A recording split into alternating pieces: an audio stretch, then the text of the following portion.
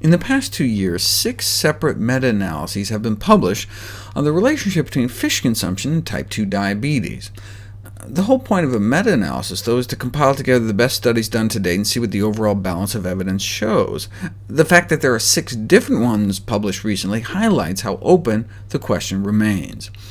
One thread of consistency, though, was that fish consumers in the United States tend to be at greater risk for diabetes.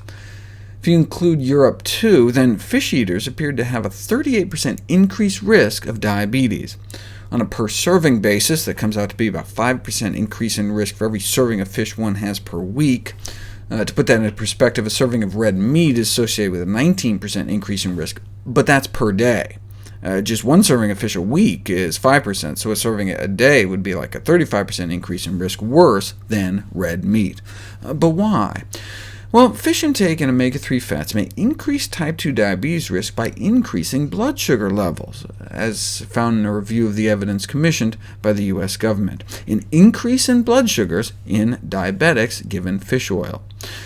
Or maybe because the omega-3s cause oxidative stress. A recent study found that the insulin-producing cells in the pancreas don't appear to work as well in people who eat 2 or more servings of fish a week.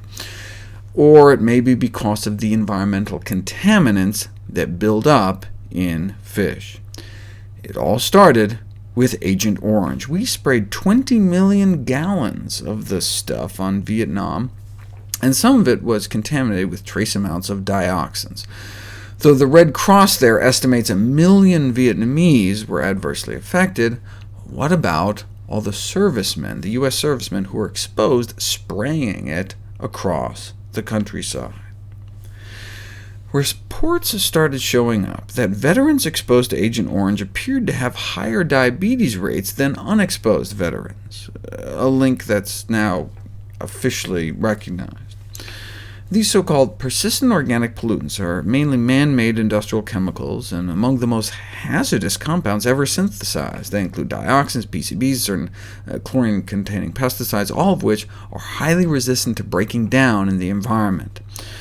Initially described for their deleterious effect on reproductive function and their ability to cause cancer, there is now a growing body of evidence showing that exposure to these pollutants leads to metabolic diseases such as diabetes. This is a breakthrough that should require our greatest attention.